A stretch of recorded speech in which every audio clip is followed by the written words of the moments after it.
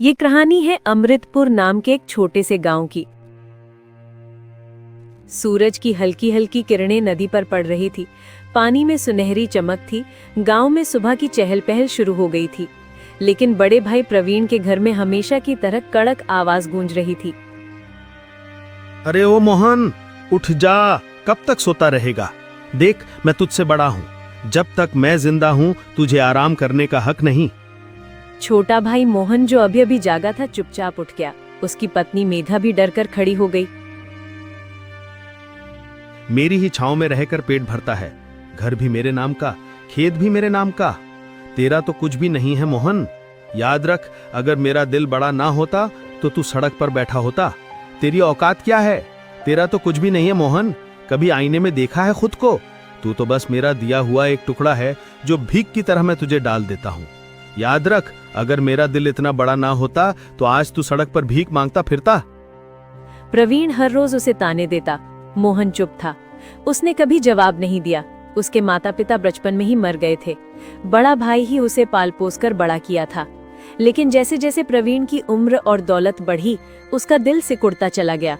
प्रवीण की पत्नी मनीषा भी वैसी ही थी, हमेशा ताने देती।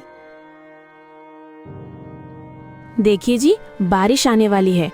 कह दीजिए इस निकम्मे से, इस काम चोर से, कि जल्दी से घर के बाहर का कीचड़ साफ कर दे। सारे गांव वाले हमारे घर के सामने से ही तो गुजरते हैं।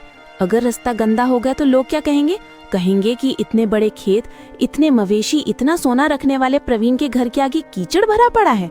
लोग हंसेंगे हम पर। इज्जत का भी कोई मोल होता है, लेकिन इसको क्या फर्क पड़ता है? इसे तो बस रोटी चाहिए खाने को, चाहे घर की इज्जत मिट्टी में मिल जाए। सुबह से पड़ा हुआ है जैसे कोई राजा हो। रोज इसे देखकर मन जलता है। घर में पालतू जानवर भी इससे ज्यादा काम के होते हैं। कहिए इससे उठे और साफ करे, वरना बारिश में ये सारा कीचड़ अंदर तक आ जाएगा और गांव वालों के सामने हमारी नाक कट जाएगी। सुन लिया ना मोहन? जा, घर के आगे का रास्ता साफ कर।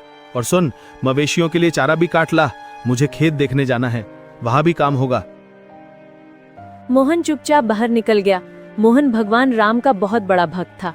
वो राम का नाम लेते हुए बाहर निकल गया। उसका दिल भारी था। हर दिन भाई की बातें उसे तोड़ रही थी, लेकिन फिर भी वह यही सोचता, भैया ने ही तो पाला है, उनका हक भी है डांटने का। बारिश की बूंदें अब धीरे धीरे गिरने लगी थी। आसमान में घने काले बादल थे। बूढ़ी दादी कह रही थी, अरे, नदी का पानी बढ़ेगा आज। ईश्वर सबकी रक्षा करे। प्रवीण खेत की ओर निकल पड़ा। जाते जाते मोहन से बोला, सुन, अगर बारिश तेज हुई और नदी का पानी घर तक आ गया तो सबसे पहले मेरे मवेशी बचाना। तेरा सामान तो वैसे भी कोई काम का नहीं, पर मेरी गाय भैंस मर गई तो नुकसान मेरा होगा। मोहन की आंखों में आंसू आ गए, पर उसने सिर झुकाकर कहा, ठीक है भाई, जैसा आप कहें, आपका हर हुक्म सर आंखों पर। और हाँ, अगर खाना खाने का मन करे तो पहले मुझे खिला देना, तू बाद में खा लेना, समझा? ये कहकर वो चला गया। बारिश अब तेज होने लगी थी। आसमान में बिजली कड़क रही थी। मोहन ने जल्दी जल्दी घर के बाहर का रास्ता साफ किया, फिर मवेशियों के लिए चारा काटने चला गया। मन ही मन उसने भगवान से कहा, हे प्रभु, इस बारिश में हमारे घर बचे रहें। भले ही मेरा कोई सामान बह जाए, पर भाई का घर बचा लेना। उनके पास तो सब कुछ है, मैं तो जहां भी जाऊंगा रह लूंगा। उसकी दया और भोलापन देखकर मानो बादल भी रो पड़े। बारिश और तेज होने लगी थी, लेकिन प्रवीण को अपने खेत की चिंता थी। उसने दूर से देखा, पानी खेतों में भर चुका था, मगर उसके मन में सिर्फ एक ही बात थी, अब की बार फसल मरी तो मोहन को काम से निकाल दूंगा। उसके पेट पर बोझ उठाने की ताकत मुझ में नहीं। उसके मन का घमंड और लालच बारिश के पानी से भी ज्यादा गहरा था। बारिश की बूंदें अब तेज होकर मूसलधार बन चुकी थी। गांव के लोग अपने अपने घरों को मजबूत करने में लगे थे। नदी का पानी उफनकर किनारों से बाहर आने लगा था। उसी समय प्रवीण घर लौट आया। मूड और भी खराब था। खेत का आधा हिस्सा पानी में डूब चुका था। आते ही उसने देखा मोहन ने चारा काटा नहीं था। दरअसल बारिश इतनी तेज थी कि मोहन खुद भीगकर काट रहा था, लेकिन प्रवीण को उसकी हालत से कोई फर्क नहीं पड़ा। उसने गुस्से से चिल्लाकर कहा, निकम्मे, जब देखो तब भीगता रहता है। चारा नहीं काटा, अब मवेशी भूखे मर जाएंगे। तू किस काम का है आखिर? भाई, बारिश बहुत तेज थी, माफ कर दो, मैं अभी काट लाता हूँ। प्रवीण की आंखों में घमंड और नफरत भर गई। उसने एक जोरदार लात मोहन के पेट में मारी। मोहन गिर पड़ा।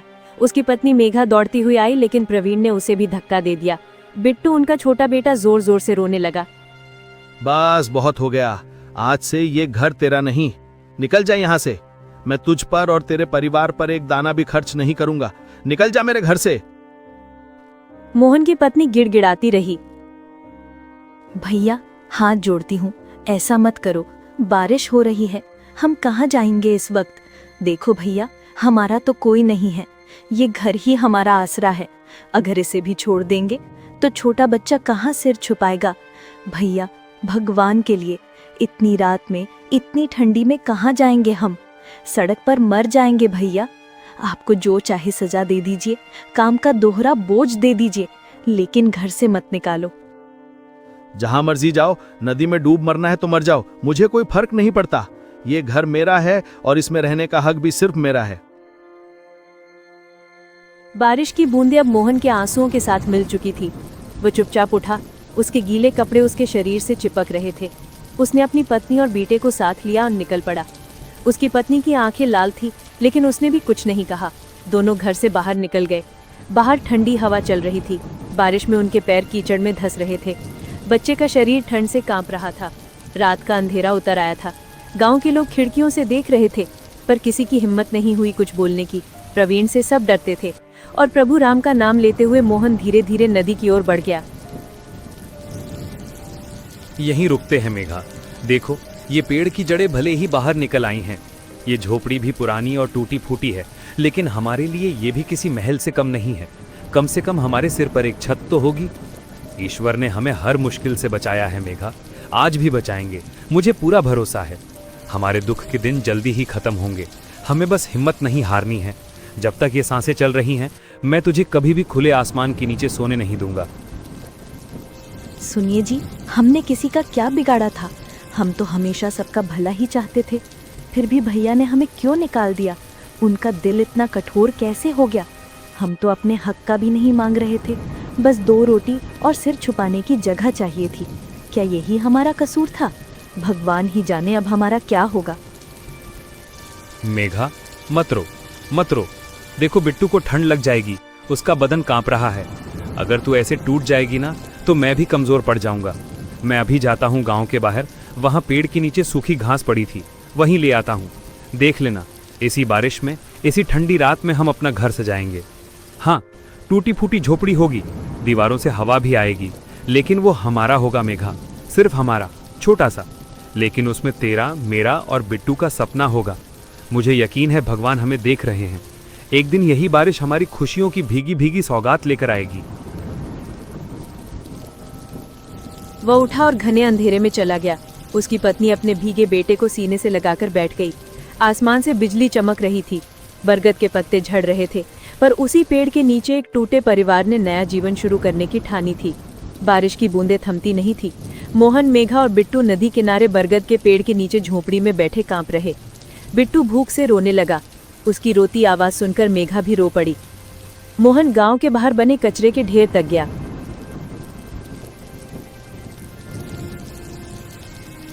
वहां लोगों द्वारा फेंकी गई सड़ी गली सब्जियां और पत्तियां पड़ी थीं। मोहन ने कांपते हाथों से उनमें से 2 आलू निकाले। एक आधा सड़ा हुआ था, दूसरा भी गला था, लेकिन उसके लिए यही अमृत था। ईश्वर, तू ही मालिक है, तू ही रक्षक है। उसने 2 और छोटे छोटे बैंगन उठाए, फिर वापस झोंपड़ी की ओर लौट पड़ा। रास्ते में ठंडी हवा उसके भीगे शरीर में चुभ रही थी। बिजली चमक रही थी और अचानक बादल फटने जैसे गरजने लगे। तेज हवाएं चली। बारिश की बूंदें मानो पत्थर बन गई। मोहन प्रभु राम का नाम लेते हुए किसी तरह झोपड़ी तक पहुंचा। मेघा ने दरवाजे की जगह खड़ी होकर उसे अंदर खींचा। वह कांप रहा था। उसके हाथ से आलू और बैंगन गिर पड़े। मेघा ने जल्दी से उन्हें उठाया और रोती हुई बोली, अरे, तुम भीग क्यों गए शिवा? देखो तो सही, बारिश कितनी तेज हो रही है। तुम्हारा सारा बदन कांप रहा है, कपड़े भीगी चादर जैसे चिपक गए हैं। तुम ऐसे बाहर क्यों निकल गए थे? अगर तुम्हें कुछ हो गया तो हम कैसे? मुझे बहुत डर लग रहा है। मेघा, मत घबरा, आग तो नहीं जला सकते इस बारिश में, पर देखो मैं कुछ भुट्टे ले आया हूँ, इन्हें ऐसे ही खा लेना। भले ही कच्चे हैं, लेकिन तुम्हें और बिट्टू को थोड़ी ताकत तो मिलेगी। आप कैसे हैं? आप ठीक तो है ना? और आपको भूख नहीं है? आप ठीक तो है ना? और आपको भूख नहीं है? मैं ठीक हूं मेघा, मुझे भूख नहीं है, ठंड भी नहीं लग रही। बस तुम दोनों खा लो, तुम्हें मजबूत रहना होगा, तुम्हारे लिए ही तो मैं सांसें ले रहा हूं। तभी अचानक जोरदार हवा चली और झोपड़ी की आधी छत उड़ गई। ठंडा पानी भीतर गिरने लगा। बिट्टू डर से रोने लगा। मेघा भी कांप गई। बारिश का कहर बढ़ता ही जा रहा था। हर तरफ अंधेरा, ठंडी हवा, बिजली की डरावनी चमक और उस वीरान झोपड़ी में 3 बेसहारा लोग। लेकिन मोहन का दिल कह रहा था, भगवान मेरी सांसें ले लेना, पर इन्हें बचा लेना। ईश्वर, तू ही मालिक है, तू ही रक्षक है, तेरे ही भरोसे तो ये सांसें चल रही हैं। आज हमारे पास कुछ भी नहीं बचा, ना घर, ना ठिकाना, ना ही कोई सहारा। बस तेरा नाम है जिसके सहारे हम जी रहे हैं। हे प्रभु, अगर हमने कभी कोई पाप किया हो तो माफ कर देना, लेकिन मेरे बच्चों को इस सर्दी और भूख से बचा लेना। तू ही हमारा सहारा है, तू ही हमें हिम्मत देता है। जब जब दुनिया ने मुंह मोड़ा है तभी तेरा हाथ हमारे सिर पर महसूस हुआ है। इस बार भी हमें अकेला मत छोड़ना। उस रात उसने ठंड से कांपते हुए अपनी भीगी पत्नी और बेटे को सीने से लगाए आंखें बंद कर ली। बारिश की बूंदें जैसे उसके चेहरे पर पड़ते हुए कह रही थी, संघर्ष तो अभी शुरू हुआ है। बारिश लगातार 3 दिनों से हो रही थी। नदी का पानी किनारे तोड़कर बहने लगा था। झोपड़ी की दीवारें गीली होकर गल रही थी। छप्पर टपक रहा था। अंदर बिट्टू ठंड और भूख से कांप रहा था। मेघा का भी बुरा हाल था। उसकी आंखों के नीचे काले गड्ढे पड़ गए थे। 3 दिनों से उनके पेट में भरपेट खाना नहीं गया था। उस रात तेज हवा और बारिश की आवाज से झोपड़ी कांप रही थी। मेघा ने कांपती आवाज में कहा, सुनिए जी, अब क्या होगा? देखिए ना, ये झोपड़ी भी कब गिर जाए कुछ भरोसा नहीं। हर तरफ से पानी टपक रहा है। अगर ये गिर गई तो हम कहाँ जाएंगे? बिट्टू को देखिए, उसे तेज बुखार है। उसकी सांस भी भारी हो रही है। उसके लिए तो दूध तक नहीं है हमारे पास। हम आखिर कब तक यूं ही जिंदा लाशों की तरह जीते रहेंगे? मेघा, मैं भैया के पास जाऊंगा। जो भी हो, बच्चे की जान तो बचानी ही है। मैं उनसे थोड़ा सा दूध ही तो मांगूंगा। अगर उनका दिल पिघल जाए तो शायद बिट्टू बच जाए। भले ही मुझे कुछ भी सुनना पड़े, पर मैं जाऊंगा। सच कहूं तो अगर आपके भाई ने आपको आपके हिस्से की जमीन दी होती तो आज हमारे पास भी एक मजबूत घर होता। लेकिन उन्हें तो बस यही लगा कि आपको पाला पोसा है तो आपके माँ बाप के हिस्से की जमीन पर भी उनका हक है। उन्होंने तो कभी ये जरूरी ही नहीं समझा कि वो जमीन आपकी भी थी और आपने भी तो कभी अपना हिस्सा नहीं मांगा। क्यों? क्या हमारी जिंदगी की कोई कीमत नहीं? मेघा, भैया ने मुझे पाल पोस कर बड़ा किया है। मेरे माता पिता के मरने के बाद उन्होंने ही तो मुझे सहारा दिया। अगर इस एहसान के बदले उन्होंने मेरी जमीन ले ली तो क्या हुआ? मैं भाई से कभी अपना हिस्सा नहीं लेना चाहता। जो दिया ईश्वर ने दिया, जो नहीं दिया वो भी उनकी मर्जी। अगर मेरे नसीब में होगा तो ईश्वर खुद देंगे, लेकिन मैं अपने भाई से कुछ मांगकर उनका सिर झुकाना नहीं चाहता। पर आज बच्चे की जान बचाने के लिए मुझे उनकी मदद लेने जाना ही होगा। मोहन के दिल में भी यही उम्मीद थी। वो रात में ही निकल पड़ा। रास्ते में घुटनों तक पानी था। बिजली की चमक में सब और भी डरावना लग रहा था। गांव के कच्चे रास्तों पर फिसलन थी, लेकिन उसके कदम नहीं रुके। वो भाई के घर पहुंचा। दरवाजा बंद था। अंदर से बातों की आवाज आ रही थी। भैया दरवाजा खोलो। अंदर प्रवीण अपनी पत्नी मनीषा के साथ बैठा गर्म दूध पी रहा था। अब ये कौन आ गया इस तूफानी बारिश में? दिन भर की मेहनत के बाद चैन से बैठा भी नहीं जाता। हर वक्त कोई ना कोई मुसीबत दरवाजे पर आ खड़ी होती है। कौन होगा इतनी रात को? और अगर भीग भी रहा है तो मुझे क्या? सबको मेरी ही चौखट दिखती है क्या? प्रवीण उठा, दरवाजा खोला। सामने मोहन को देखकर उसका चेहरा तमतमा गया। उसने तिरस्कार भरी नजरों से पूछा, क्यों आया है यहाँ? क्या चाहिए तुझे इस वक्त? दिन हो या रात, हर वक्त भीख मांगने चला आता है। बोल, क्यों आया है? भैया, बिट्टू को तेज बुखार है। 3 दिन से बारिश में भीगा पड़ा है। उसका पूरा बदन ठंडा पड़ रहा है। उसके पास ओढ़ने को कुछ नहीं है, खाना भी नहीं है। झोपड़ी कभी भी गिर सकती है। भैया कुछ अनाज दे दो, कोई पुरानी चादर ही दे दो। भैया उसकी जान बचानी है। हम कहीं और नहीं जाएंगे, बस उसकी सांसें चलती रहे। इतनी सी दया कर दो। सुनो जी, देखिए तो ये फिर आ गया भीख मांगने। निकम्मा कहीं का, काम धंधा तो है नहीं, बस दूसरों के दरवाजे पर हाथ फैलाना आता है। अरे हट, हमारे पास भी खाने को कुछ नहीं है, समझे? और सुन, भगवान के नाम पर मत आना बार बार। जो अपनी बीवी बच्चों का पेट नहीं पाल सकता उसे तो मर ही जाना चाहिए। चल निकल यहाँ से, हमारा सिर मत खा। भैया एक बार बिट्टू को देख लो, छोटा सा है, मर जाएगा। जा यहाँ से, मरना है तो मर जाए, मुझे क्या फर्क पड़ता है। तू जिए या मरे, मेरी जिंदगी पर कोई असर नहीं पड़ने वाला। हर बार रोनी सूरत लेकर चला आता है। निकल यहाँ से। और सुन, आइंदा मेरे दरवाजे पर भी मत दिख जाना, नहीं तो इस बार खदेड़ दूंगा, समझा? जा जहाँ जाना है, मरना है तो मर जा, मुझे तेरी और तेरे बच्चे की कोई फिक्र नहीं है। बारिश की बूंदें उसके आंसुओं के साथ बह रही थी। वो उल्टे पांव लौट पड़ा। गांव के कुछ लोग अपनी अपनी खिड़कियों से देख रहे थे। मोहन ने एक घर के आगे जाकर मदद मांगी। घर के मालिक ने तिरस्कार से कहा, जब तेरा अपना भाई ही तुझ पर दया नहीं कर रहा तो हम क्यों करें? निकल यहाँ से। स्वर्गलोक में दिव्य शांति और प्रकाश फैला हुआ है। भगवान राम के समक्ष नारद मुनि आते हैं। प्रभु क्षमा करें, मैंने आपकी तपस्या भंग की, परंतु इस क्षण धरती पर एक ऐसा भक्त है जिसने मेरा मन विचलित कर दिया है। नारद, मैं जानता हूं तुम मोहन की बात कर रहे हो ना?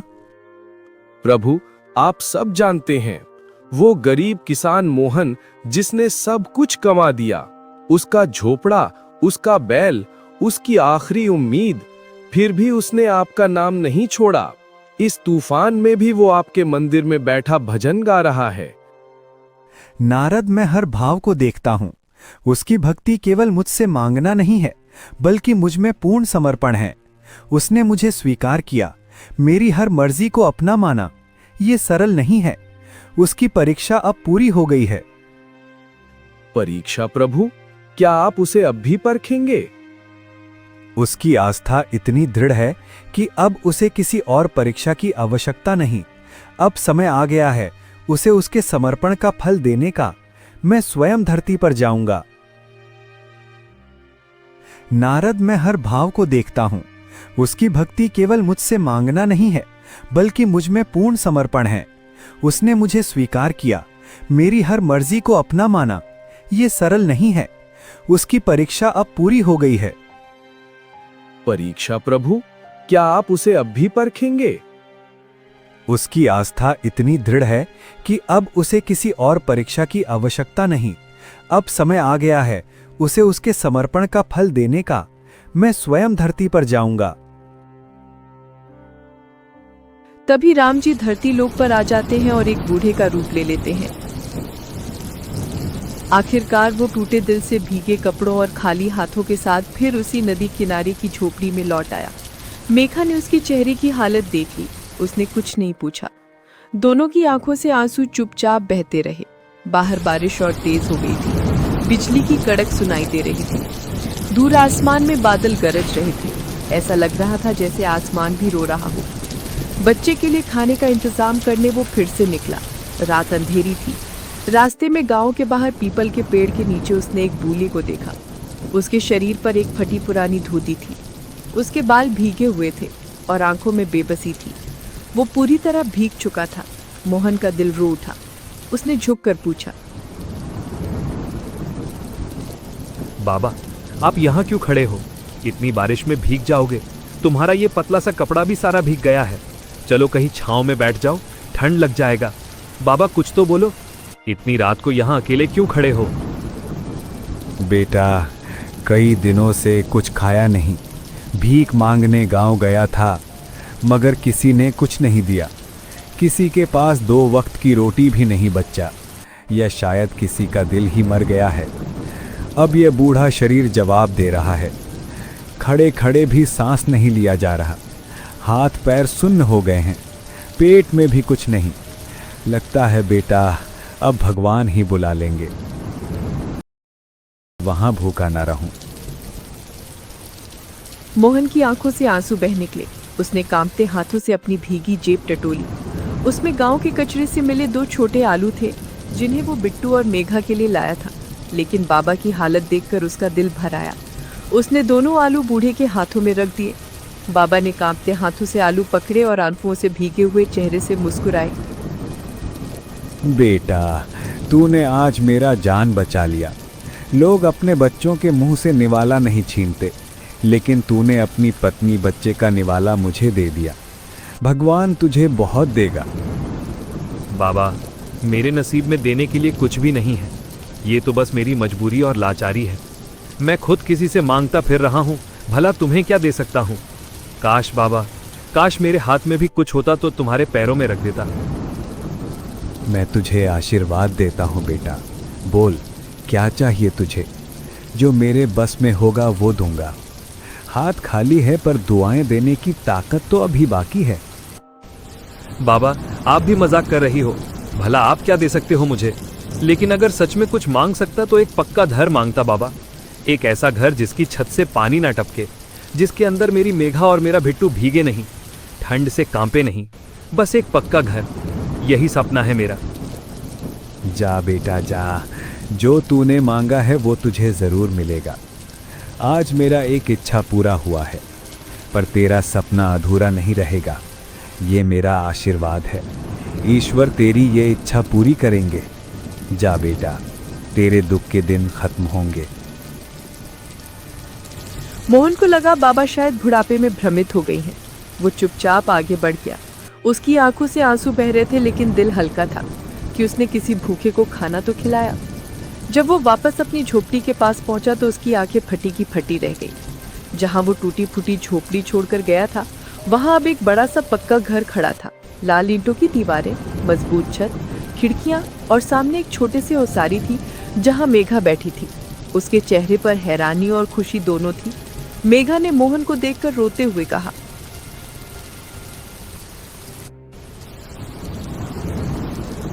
सुनिए जी, ये घर कहाँ से आया? जब तू गया था तब तो कुछ नहीं था। अचानक बादल गरजे और फिर ये घर, जैसे भगवान ने बना दिया हो। मोहन की आंखों से आंसू बह निकले। उसने आसमान की ओर देखा। बारिश की बूंदें अब भी गिर रही थी, पर उसे ऐसा लगा जैसे ईश्वर खुद उसे छूकर कह रहे हों, तेरी दया और सच्चाई का फल तुझे मिला मोहन। आज मुझे एक बूढ़े आदमी मिला था, शायद वही फरिश्ता था। मैंने उन्हें 2 आलू दे दिए और उन्होंने ये वरदान दिया। ये उनका आशीर्वाद है। अरे वो नदी किनारे वाला मोहन, उसकी टूटी झोपड़ी की जगह बड़ा सा पक्का घर बन गया है, वो भी रातों रात। कहते हैं किसी बूढ़े ने उसे वरदान दिया, किस्मत बदल गई उसकी। ये बात प्रवीण और उसकी पत्नी मनीषा के कानों तक भी पहुंची। वे दोनों दरवाजे पर बैठे थे। तब एक औरत आकर कहा, भाभी सुना, मोहन का घर बन गया, वो भी बड़ा सा पक्का घर। किसी बूढ़े साध्वी ने चमत्कार कर दिया, अब वो आराम से रहेगा। मनीषा का चेहरा गुस्से से लाल हो गया। उसने प्रवीण की ओर देखा। जी, जिसने कमे को अपने घर से निकाला वो आज राजा बन बैठा। सब गांव वाले भी उसकी बड़ाई कर रहे हैं। अगर उसने उस बूढ़े को कुछ दे दिया और उसे चमत्कार अधिकार मिल गया तो हम क्यों न ढूंढे उसे, हमें भी वरदान मिल जाएगा। चलो उसे ढूंढते हैं कि इस बूढ़े ने उसकी किस्मत बदल दी। हम भी देंगे कुछ और मांगेंगे अपनी फसल की रक्षा, जमीन का विस्तार और बहुत कुछ। अगली सुबह प्रवीण और मनीषा गांव के बाहर निकल पड़े। कड़ाके की ठंड, कीचड़ और पानी से सने रास्तों पर वो हर जगह बूढ़े को ढूंढने लगे। पीपल के पेड़ के नीचे भी गए। जहां मोहन को बाबा मिली थी वहां कोई नहीं था। फिर वे नदी किनारे पहुंचे, वहां भी कोई नहीं मिला। गांव के मंदिर, तालाब, जंगल के रास्ते, हर जगह उन्होंने पूछा, कहीं कोई बूढ़े साध्वी दिखी क्या? अरे छोड़ो, तुम्हें वो बाबा नहीं मिलेंगी। अगर वो सच में कोई फरिश्ता थी तो किसी लालची इंसान के हिस्से में कभी नहीं आती। भगवान भी सोच समझ कर ही देते हैं। उसने भी देख लिया होगा कि कौन उसके लायक है और कौन नहीं। ऐसे लोग तो उसके पास जाने के काबिल भी नहीं होते, जो सिर्फ अपना स्वार्थ देखते हैं। उन्हें फरिश्ते नहीं मिला करते। 3 दिन तक ढूंढने के बाद दोनों थककर घर लौट आए। मनीषा ने गुस्से में कहा, सब तेरी ही वजह से हुआ हरी। हाँ, सब तेरी वजह से। अगर तूने उस बेचारे मोहन को घर से ना निकाला होता तो ये दिन तो कभी नहीं देखने पड़ते। अब देखना, अब वही गांव में सबसे बड़ा कहलाएगा। लोग उसकी इज्जत करेंगे और हम पर थूकेंगे। लोग कहेंगे कि हरि ने अपने ही भाई को घर से निकाल दिया था, और देखो ईश्वर ने कैसे पलट दिया उसका नसीब। तूने बहुत बड़ा पाप किया है, बहुत बड़ा, और उसका फल अब हमें भुगतना पड़ेगा। मेरी वजह से? अरे मेरी नहीं, तुम्हारी वजह से हुआ ये सब। तुम ही तो दिन रात उसे कोसती रहती थी, कभी उसकी गरीबी का ताना देती, कभी उसके निकम्बेपन का। तुम्हारे ही कहने पर तो मैंने उसे घर से निकाला था। तुम ही तो कहती थी कि उसका होना ना होना बराबर है। अब क्यों मेरे सिर मर रही हो? सच तो यह है कि तुमने ही मेरा दिल जला दिया था उसके खिलाफ। अब भुगतो। प्रवीण और मनीषा का चेहरा उतर गया। उन्हें लग रहा था जैसे उसके हाथों से सब कुछ फिसल रहा हो। उनका घमंड और लालच उन्हें भीतर ही भीतर जला रहे थे। उधर मोहन, मेघा और बिट्टू तीनों अपने नए घर में बहुत खुश थे। बिट्टू नए घर में दौड़ दौड़ कर खेलता। मोहन हर सुबह नदी किनारे बैठकर भगवान को याद करता। उसकी आंखों में कृतज्ञता के आंसू होते। वो मन ही मन कहता, प्रभु, मैंने तो कभी मांगा भी नहीं, आपने इतना दे दिया। अब जीवन भर आपका ही नाम लूंगा। कहते हैं पानी की तेज धारा और लालच दोनों का कोई भरोसा नहीं होता। नदी जब उफनती है तो अपने साथ मिट्टी, घर, पेड़ पौधे बहा ले जाती है, और इंसान जब लालच में डूबता है तो रिश्ते, अपनापन, संस्कार सब बहा देता है।